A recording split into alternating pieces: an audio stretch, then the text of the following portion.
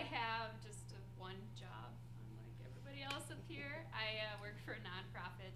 I help families with children with special needs, so kind of, I think we talked before, we do similar things. And I just have one female cat named Gus that I've adopted. Right? All right, awesome. So I found some awesome quotes last night, and one from Milton Berle, laughter is an instant vacation. And I really like that, kind of even better than comic relief. And I'm just gonna also read a study, a little snippet of a study. It was really cool.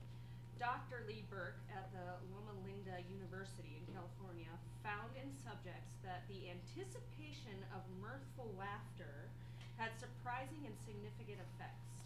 Two hormones, beta endorphins, the good mood hormone, increased by 27%, and the human growth hormone, HGH, which helps optimize immunity, increased by 87%. So, we're healers, y'all. We're gonna be doctors. So, if each of you could just tell your story in your own way, and then tell us how comedy or improv or any art form with a comic bent humor helped you through or not helped you through.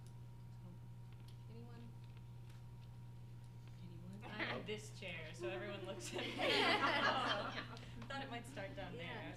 I literally wrote down my name because if I have like an outline to follow, I forget stuff.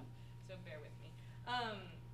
Basically, I live a really, really, really awesome, super cool, busy life. And I think a huge part of the reason that I'm able to recognize that and why I'm learning to start directing things to where I want to go in my life comes from the lessons I learned during the darker times. Sarah actually talked about the dark times earlier. I said if I'd known I was going to look back and call them that, I would have like worn a cape and moved to a castle and been a lot more badass. But that's anyway. My life basically has been great except for 2 years, and those were 2004 and the year of 2007 through 2008. In 2004, I was diagnosed with hyperemesis gravidarum, which is what Princess Kate was recently hospitalized for. So I was pregnant with my youngest daughter and throwing up 50 to 100 times a day. I lost 40 pounds in my first trimester of pregnancy, had a feeding tube. It sucked. I was not able to generate my own humor at that point in time. People did it for me. And you talk about that anticipation of laughter. It was absolutely, the physical part was hard, but there's nothing you can do about it. You just survive through it because the alternative is to not survive through it. The emotional part was the devastating part. It was the isolation. It was the fact that people called you a drama queen. People couldn't understand why you called into work all the time. And as you're wasting away, people still think, if you really wanted the baby more, if you change your mindset, if you'd eat ginger, if you'd do whatever, that your life would somehow be different.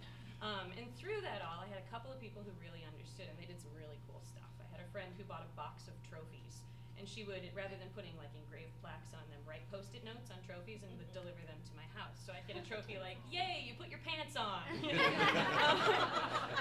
And I would call her with the stupidest things like, "Oh my God, I flossed!" Because I knew that if I was a good girl, I'd get a trophy. And it really, really, really did kind of make the whole pregnancy, which was a nightmare, that much more survivable.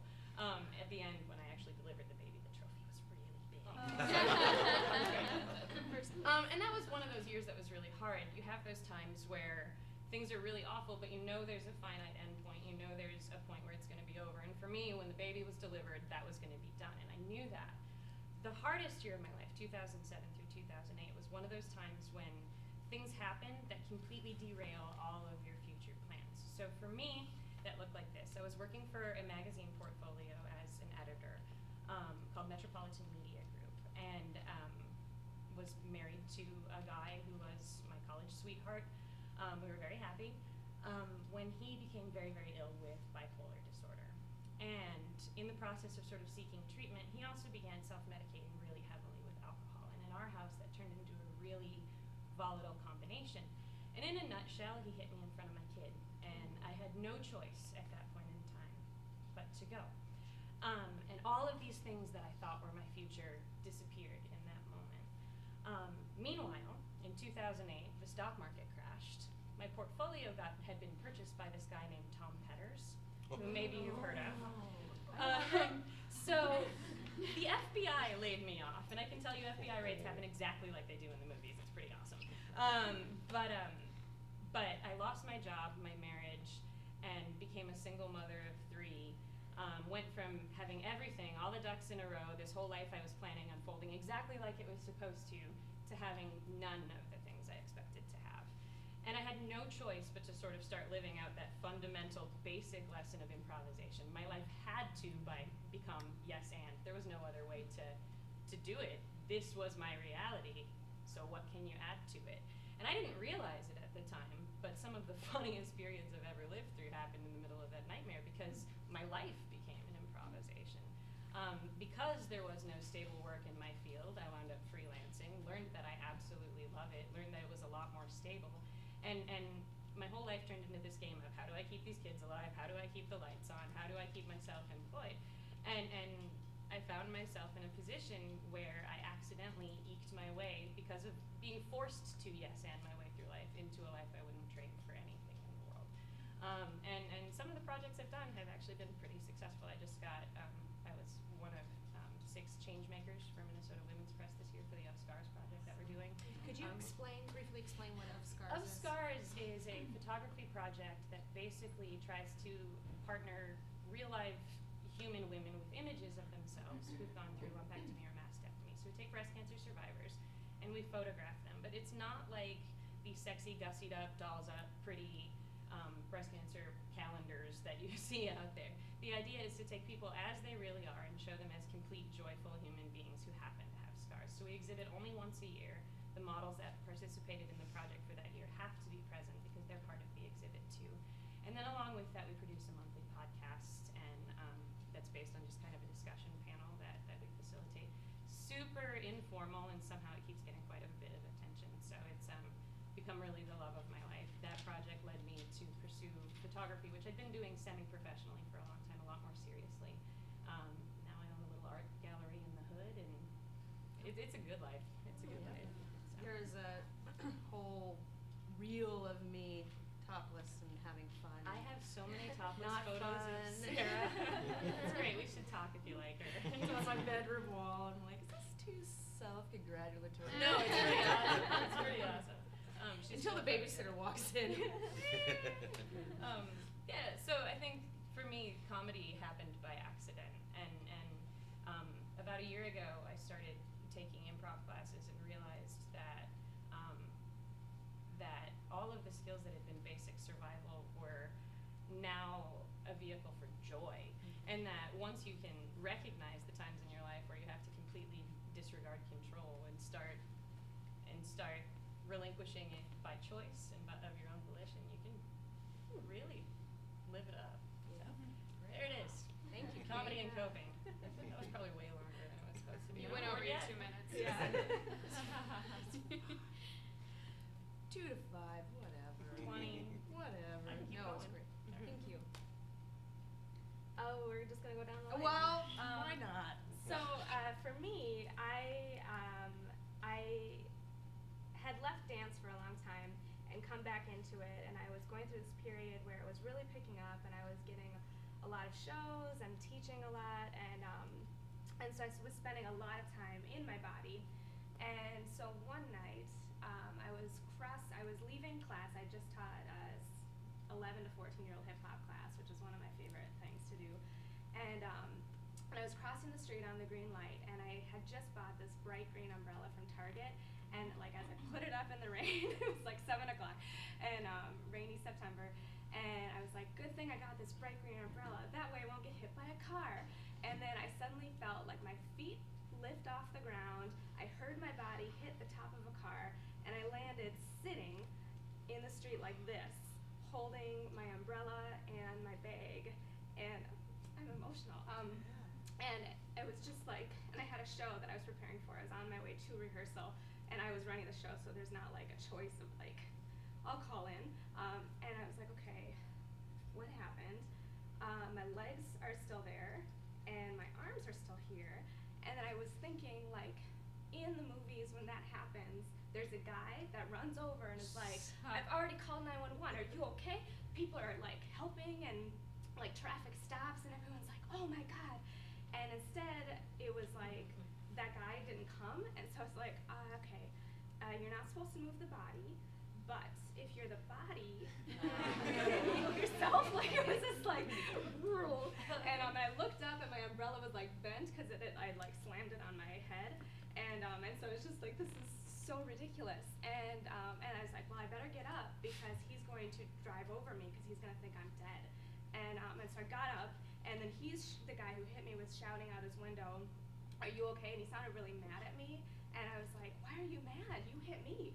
And then this other lady was shouting, "Are you okay?" And I'm sure it was just like, that adrenaline rush. And so I was like, why is everybody yelling at me?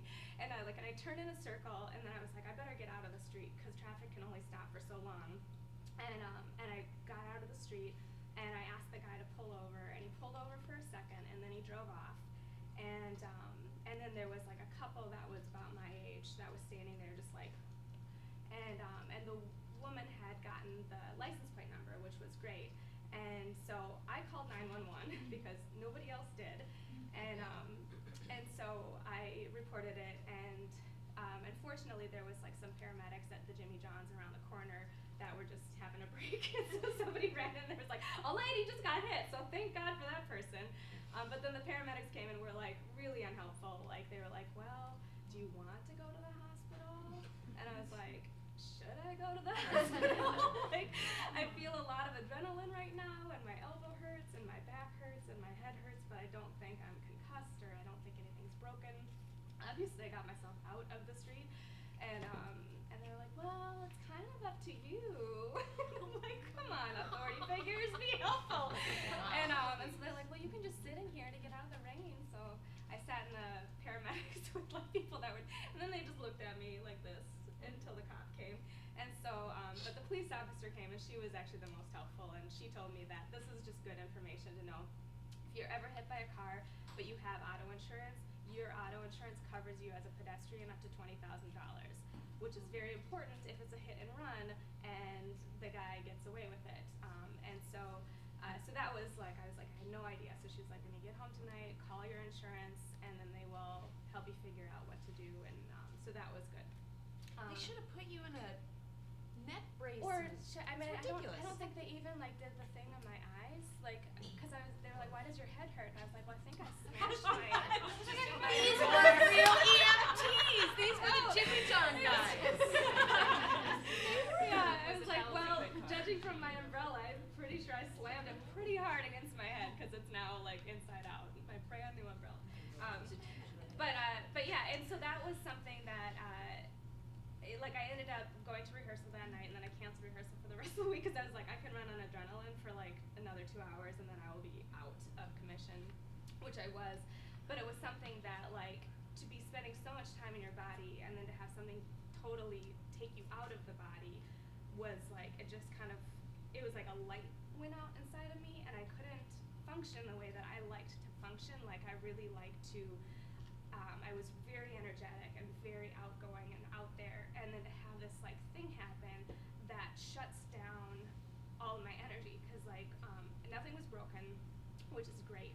I was so lucky. I mean, he must have been going like 5 miles an hour, because I don't know how I rolled on top of the car instead of under it. I mean, it was a big SUV, and I think like I was warm from teaching dance class, and I think I felt the impact in my lower back, and I think I probably tucked and rolled, which is like, yay, body, you're so smart.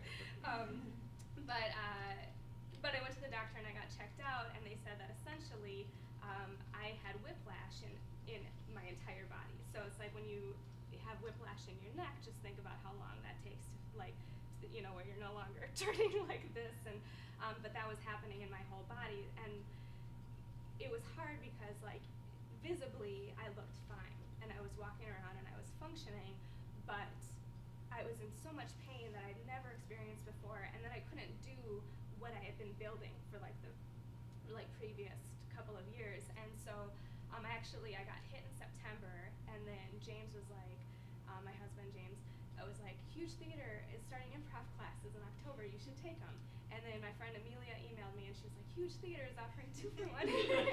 We should take it together. And she's like not really into improv, so to have those two people be like, let's do this, and it was something that I had been intending to do, but dance was taking more priority. So like, it's like, well, I guess for the last 5 years I've been meaning to take improv classes, and now that I can't move, maybe, or like, you know, I can't function the way that I like to function, I will do that instead. And it was so amazing because improv requires mind and body, and you can't, if you're doing it, you can't focus on anything else. So it's that distraction and that laughter as release, and just getting that chance to involve yourself 100% in something, like you forget how much pain you're in. And it was nice because then I would go home and, like, you know, be in the shower, and rather than being like, I have to get the shampoo, like I would be thinking of like scene initiations and like, or like reliving moments from class that were so hysterical. And it was just such a nice escape, and it didn't take away the pain, but it really, I was doing a little research last night as well, and laughter actually increases your tolerance for pain, and so even if it doesn't release all your pain, it makes it more manageable. And then on the flip side, because what I was dealing with was entirely musculature, it actually relaxes your muscles, and for like a longer period of time than a lot of other treatments. So like you can get a massage, and you know, and that actually just works through a bunch of things, whereas when you're laughing, it actually is like relaxing all of the other muscles in your body. So that's my story. Thank you, Erin. I guess I'll go next. About 4 years ago, I was at my old job, and something happened. I don't know what happened exactly, but all of a sudden out of the blue one day, they decided I wasn't doing a good job anymore. I'd been there a number of years at that point and had been getting some good job reviews, and at the end of my most recent job review, which again was a good one, they put this paragraph, "We don't think Jeff's in the right position. He should really consider moving on to something else." And I thought, that's kind of odd, and didn't think much of it. And in retrospect, if I could do it all over again, I would have pressed more on that issue. Where do you come up with this? Because everything else you said about me in this review is pretty good. And they said, we want you to think about, okay, do you want to continue doing this position, which is similar to what I'm doing now, or do you want to do something else in the company? And I said, no, I want to keep doing this. I like what I'm doing, and I feel I add some value to the company here. They said, okay, if you're going to continue doing this, we're going to put you on a performance action plan, performance improvement plan it was called. And if you've ever been on one of those, you know, you don't come off that until they let you go. And I thought, where's this coming from? I don't understand. I've got good feedback from a lot of people here across the company that says I'm doing a good job. No, you're not doing a good job. And they presented a whole bunch of facts as to why I wasn't doing a good job, and it was a lot of twisting of circumstances to make it seem like, oh, Jeff's just really terrible at his job. And for about 6 months, it was constant struggle back and forth between my manager and me. She going, you suck at your job, and me going, no, I don't. I've got plenty of evidence here that says contrary. That's to the contrary. It says I'm doing good work here. And you work with numbers and metrics. You Yeah, can't really argue. exactly. The funny thing is, the numbers part, which are the cold hard facts, they had no problem with that. It was a lot of the squishy Soft. around the periphery stuff that they were really twisting around. That no, you don't do well with this. Why is this coming out now? And so it was about 6 months back and forth, and finally after a while, I realized the writing was on the wall. I am not getting out of here unless they're just going to fire me. There is no good end to this. And this was late 2008, early 2009. Again, the economy was not very good at all, because I'd been looking for a job, couldn't find much of anything out there. And I decided, you know what, I'm going to take the biggest improv leap of my life. I'm going to jump off that cliff. I don't know who's going to catch me.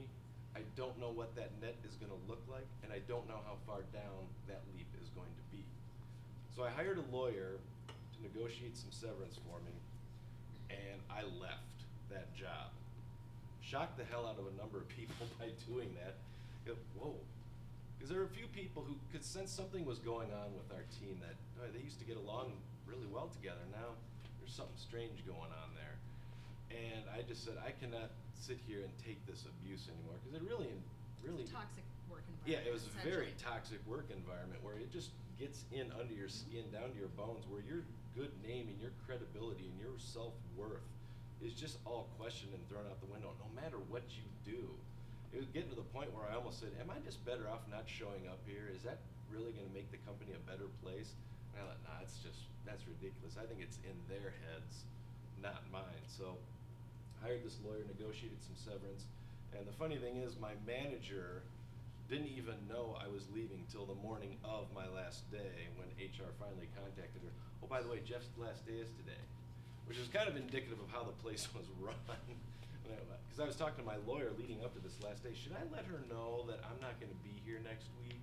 It's just to let, just to be kind and give her some advance notice. He said, no, that should be coming from upper management. All right, fine. So the last meeting I had with her, she was a very outgoing person. And I could tell with this meeting, she was just completely shocked and surprised by this, because she was really quiet and sullen and withdrawn for the 20 or 30 minutes I met with her. And she was asking me, okay, what were you working on? And okay, here's this, and this, and okay, I guess we'll have to figure out someone else to do that, whatever. And then we just kind of sat back and it was silent for a minute, and she goes, now what? Do you want to say goodbye to people? I said, all right, that'd be nice. So I had a half hour where I could go around, because I actually had to leave the building about noon that day. I wasn't going to put in a full day. So I went around and got to say goodbye to a few people and let them know, hey, I'm out of here. These last 6 months have been incredibly oppressive. And the interesting thing is, about a little over a year before this, I'd gone through a divorce, which was a hell of a lot easier than those last 6 months of my job. I just thought, how would that ever work out? And I suppose, with a divorce, you're trying to go for a mutually assured outcome, whereas with jobs, it's like, you suck. No, I'm fine. You suck. No, it's gonna work out. But I told people, a few people asked me, what are you gonna do now? I said, I don't know.